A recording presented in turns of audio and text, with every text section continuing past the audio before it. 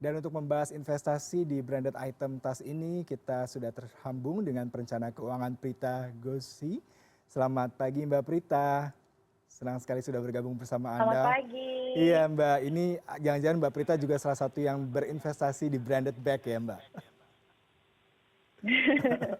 Iya Mbak, kalau saya cowok atau mungkin mungkin pemirsa cowok ya ataupun pria agak sedikit bingung nih berbicara mengenai branded bags ya. Salah satu yang dikatakan adalah item yang bisa dijadikan investasi selain saham, kemudian juga satu yang lain emas dan giro ataupun lainnya. Apa sebenarnya Mbak yang bisa dikatakan investasi dari branded bag seperti ini Mbak? Oke, branded bags untuk merek tertentu dan juga jenis tertentu itu bisa dikategorikan sebagai luxury goods item yang kita kelompokkan sebagai collectible asset. Jadi memang tidak bisa dibandingkan dengan aset-aset pasar modal karena aset pasar modal itu hitungannya adalah kadang liquid, kemudian dia juga ada pasarnya gitu ya, kemudian apa ada regulasi dan lain-lain. Sedangkan kalau untuk branded bags itu masuk kategori collectibles, ini mungkin contohnya seperti lukisan, tangan mewah, mungkin beberapa koleksi-koleksi antik, mobil dan lain-lain. Kalau kita memang berinvestasi atau kita membeli barang-barang yang masuk ke dalam collectible item, memang betul bahwa nilainya itu bisa meningkat. Pertanyaannya kenapa sampai nilainya meningkat? Akibat dari faktor demand dan supply. Seperti hukum ekonomi, pada saat ini meningkat tapi supply-nya terbatas, ya otomatis harganya pun juga menjadi meningkat. Iya Mbak, kalau kita bicara mengenai collecting yang sangat rare seperti ini ya. Dan tadi Mbak katakan ini tidak liquid seperti pasar modal, kemudian juga sesuatu yang sifatnya mudah dijual belikan, tetapi sesuatu yang sifatnya antik, unik dan orang tidak semua bisa membeli. Tetapi kenapa harganya begitu sangat mahal dan bisa dikoleksi sehingga harganya tadi ada bisa meningkat berapa persen setiap tahunnya. Mengapa bisa seperti ini dan perhitungannya seperti apa nih Mbak? Oke, yang perlu kita pahami adalah barang ini produksi lokal. Sehingga untuk mendatangkan ke Indonesia contohnya memang membutuhkan effort dan mungkin di dalamnya itu prosesnya logistiknya juga including ada purchasernya, jadi si buyernya itu, kemudian mungkin juga ada taxes dan lain-lain. Sehingga pada saat akhirnya sampai nih ke Indonesia, itu harganya tuh juga jadi meningkat. Di mana peningkatan harga ini yang bisa bervariasi setiap tahunnya. Nah, jadi kalau ditanya apa sih yang membuat tas-tas ini bisa meningkat harganya? Satu, memang harga dasar dari produksinya. Di masa pandemi kemarin mungkin banyak pabrik yang mengalami tutup atau karena pembatasan COVID-19 kan. Jadi akibatnya produksinya juga berkurang padahal ternyata demand-nya tetap sama. Lalu yang kedua, dibawa sampai ke Indonesia juga effortnya luar biasa. Jadi itulah kenapa bisa untuk yang jenis-jenis tertentu kok harganya lebih mahal dibandingkan yang warna lain karena mungkin demand-nya juga banyak sekali. Lantas yang ketiga, pada saat orang ingin membeli tas tersebut tetapi mungkin modalnya tidak cukup untuk membeli yang baru, maka dia mengambil opsi yang pre-love yang sudah dimiliki oleh orang sebelumnya. Nah, untuk beberapa kategori yang mungkin usianya sudah 20 tahun, usia tasnya, itu bahkan masih disukai banget gitu karena modelnya sangat unik sehingga akan membandingkan dengan harga pada saat dulu dia beli. Mungkin dulu waktu saat beli misalnya ada jenis tas tertentu ya, katakanlah ada Chanel yang klasik. Itu kalau berbicara 25 tahun yang lalu barangkali mungkin harganya tidak lebih dari 20 juta rupiah. Tapi sekarang itu bisa jadi dia meningkat menjadi 50 juta. Kenapa? Karena untuk membeli baru kan perlu memiliki modal sampai dengan hampir 100 juta. Kira-kira seperti itu. Baik, baik. Nah kemudian ini kita bicara mengenai pre-love tadi ya Pak. Banyak sekali sekarang orang Jakarta terutama yang mencari barang-barang pre-love karena mungkin di butiknya sudah susah dan harganya mahal. Lalu bagaimana dengan barang pre-love sendiri? Apakah ini masih bisa dikatakan berinvestasi ketika membeli barang pre-love? Harganya juga cukup mahal ketika dijual kembali. Apakah ini juga termasuk berinvestasi, Mbak?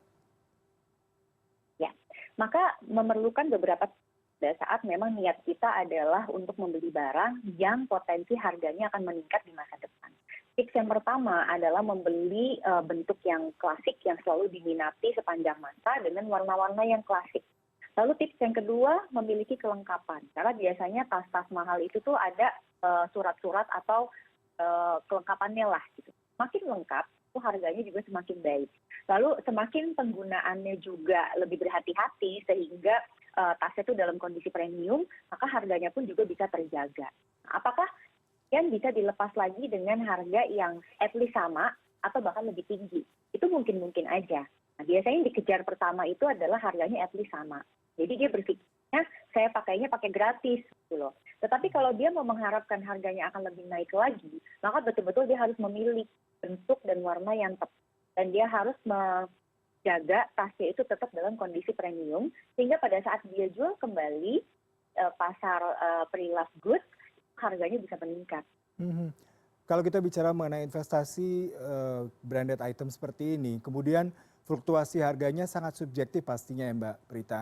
Lalu bagaimana kita bisa mengetahui perputaran harganya kira-kira nanti akan meningkat berapa persen, kemudian juga kita akan dapat cuan atau justru kita tahan dulu karena ini belum fase kita menjual di waktu yang tepat. Seperti apa ini Mbak? Kira-kira momen kita harus menjual, harus kita tahan, atau bagaimana nih untuk memprediksinya? Pasar seperti apa?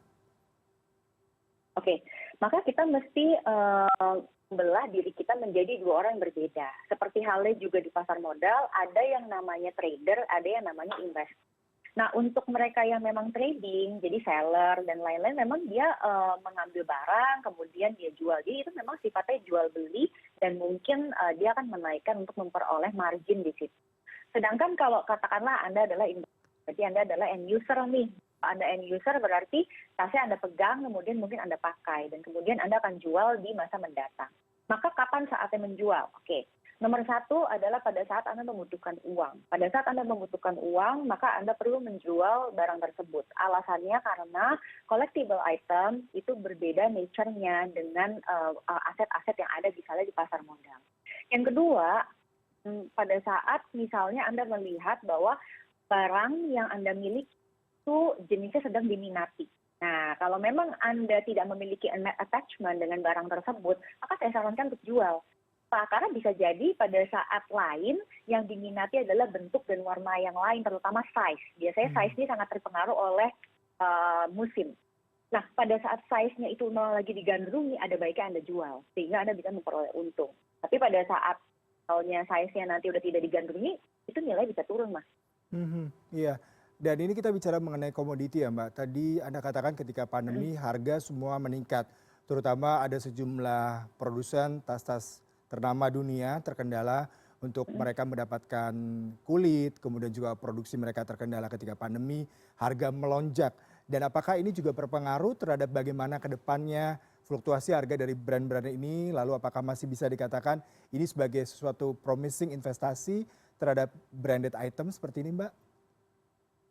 Ya, ada merek-merek tertentu yang memang dia menjaga the price, barang-barangnya di market. Apa dia menjaga? Satu, tidak pernah discount. Jadi kalau tidak pernah discount, artinya dia memberikan message ke pasar bahwa, memang value of this adalah senilai ini. Makanya nggak akan pernah di-discount. Nah, apa sih sebetulnya message juga yang disampaikan kalau nggak discount? Sebenarnya itu model klasik. Karena istilahnya tidak termakan oleh, ini lagi musim apa.